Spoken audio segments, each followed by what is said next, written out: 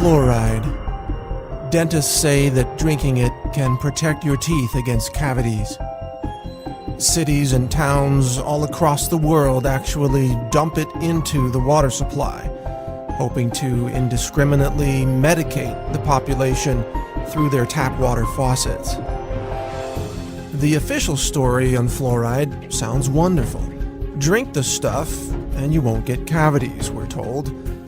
It's a nice story. But there's another side to this story, the side you're never told. And it starts with the astonishing but verifiable fact that nearly all the fluoride dripped into municipal water supplies isn't naturally occurring fluoride at all. In fact, it's actually a combination of hexafluorosilicic acid and sodium silicofluoride. These two chemicals are considered highly toxic by the EPA. They're actually classified as hazardous waste, and when packaged for transportation, they must be labeled as poison and handled by workers wearing industrial safety gear. So, what are hexafluorosilicic acid and sodium silicofluoride, and where do they come from? That's the part of this story that you probably won't believe. That is, not until you check it out for yourself.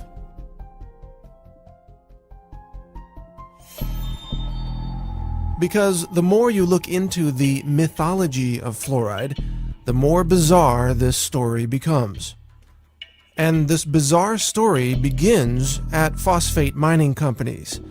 Phosphate is an important mineral used in fertilizers. It's mined from natural rock deposits scattered across the world, and the phosphate rock is then refined to produce phosphoric acid. If that name sounds familiar, that's because it's one of the main ingredients in carbonated sodas, such as Coke and Pepsi. Phosphoric acid is often compared to battery acid. It's a highly acidic liquid that is believed to be the primary reason why drinking sodas can result in kidney stones and a loss of bone mineral density. Phosphate rock is also used to create fertilizers. The problem is phosphate is often contaminated with high levels of fluoride, as much as 40,000 parts per million, or up to 4% of the raw ore. To remove the fluoride, sulfuric acid is added to a wet slurry of phosphate and water. This causes the fluoride to vaporize, creating highly toxic gaseous compounds such as hydrogen fluoride and silicon tetrafluoride. These toxic fluoride chemicals used to be released directly from the smokestacks of phosphate mining operations, but the nearby farms suffered devastating losses of cattle and food crops, which withered away and died due to, guess what? Fluoride poisoning. In order to stop this environmental destruction, the phosphate mining industry put in place a way to capture the toxic fluoride chemical vapors so that they wouldn't be released into the air and kill the surrounding livestock and vegetation. This was accomplished by installing wet scrubbers that captured the toxic fluoride chemicals, preventing them from being released into the environment and killing the plant and animal life living nearby. It is from these wet scrubbers that toxic fluoride chemicals are now harvested. They're collected, repackaged, shipped to your local city, and then dumped into the municipal water supply. So instead of these toxic fluoride chemicals being released by the phosphate mining smokestacks, they are instead captured and then released into the water supply of large cities, where the chemicals then contaminate the water of millions of people at a time. This is called water fluoridation. When dentists and doctors say they support fluoride in the water supply, what they're really saying is that they support the mass poisoning of the population with a highly toxic hazardous waste product that, if it weren't dripped into the water supply, it would have to be disposed of as a highly toxic hazardous waste under strict EPA regulations. Curiously, it is a violation of federal law to dump hexafluorosilicic acid or sodium silicofluoride into the water. Such an act, in fact, is considered an act of terrorism. Yet it is mysteriously allowed today as long as it is accompanied by a loosely justified claim that we're doing this to stop cavities. But setting aside for the moment the inconvenient truth that water fluoridation involves the illegal act of dumping hazardous waste into the water supply, there's another important question in all this. Do these toxic fluoride chemicals actually prevent cavities? Roughly 99% of the municipal water pumped through any given city never ends up in the mouths of the people. Most water is used for showering, washing dishes, washing clothes, watering yards, and filling pools. Almost none of the fluoride dripped into the water supply comes into contact with human teeth. It does, however, end up downstream, where it contaminates rivers, streams, and ultimately the oceans of our world. In this way, water fluoridation policies have become a convenient loophole through which the phosphate mining industry can dump its toxic waste byproducts into the environment without adhering to any EPA regulations whatsoever. Phosphate mining companies even turn a profit by selling their hazardous waste to cities, then labeling it fluoride, even though this name is scientifically inaccurate. All this raises an obvious question. If fluoride kills cows and crops and fish and is considered a hazardous waste chemical by the EPA, then how could it be healthy to ingest?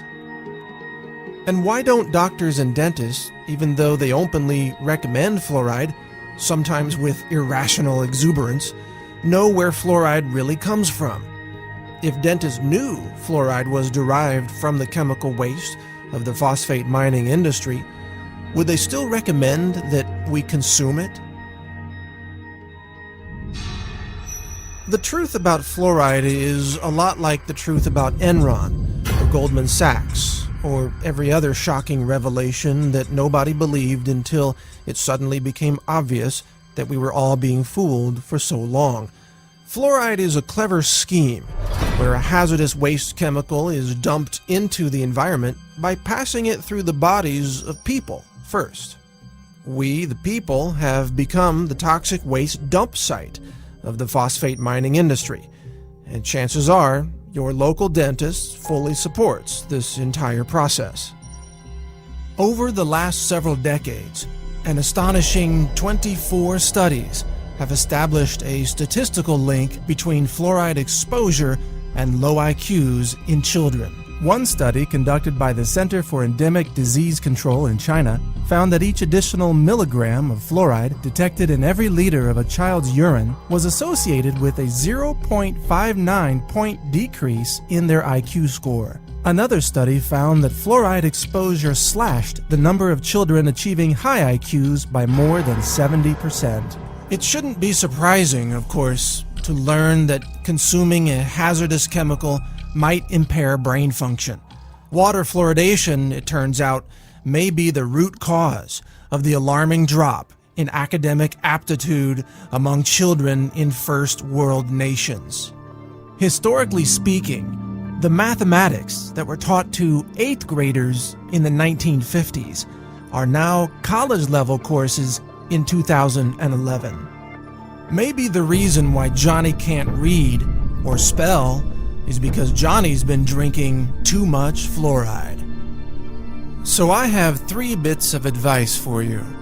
First, for your dental needs, always seek out a holistic dentist who understands the toxicity of fluoride and mercury. They will advise you not to drink toxic fluoride chemicals from your tap water. Secondly, don't drink unfiltered tap water.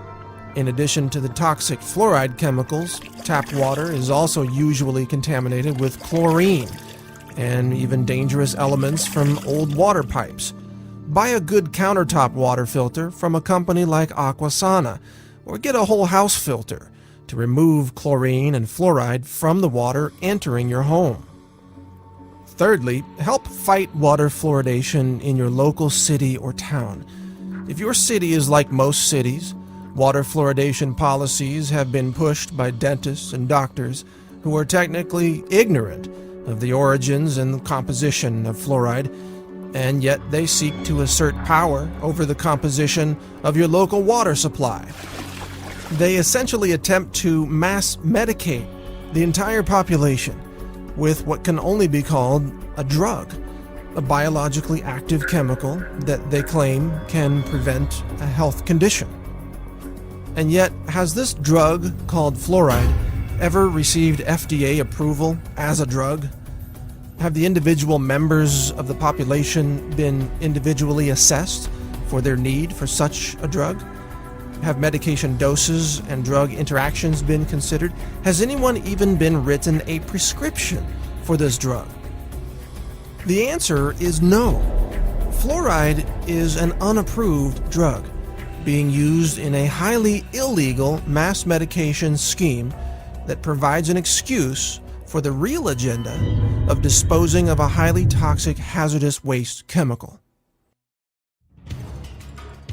It's time to stop fluoride. Demand an end to fluoridation in your local cities and towns. Call for those who purchase and handle fluoride to stop what they're doing. Question the safety of these toxic chemicals being dripped into the water supply. These are actions that endanger the public. They could be called acts of terrorism.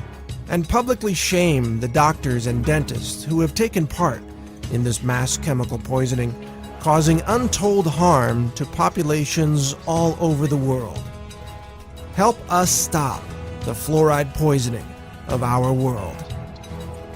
Learn more at naturalnews.com. Join the Facebook group No Fluoride. See more videos about fluoride at naturalnews.tv. Visit fluoridealert.org and other anti-fluoride websites that are working to end the fluoride poisoning. Together, with your help, we can end the era of fluoride in our world and protect our children from this industrial poison. Thank you for listening. This is Mike Adams, the Health Ranger, reporting for naturalnews.com and the nonprofit Consumer Wellness Center.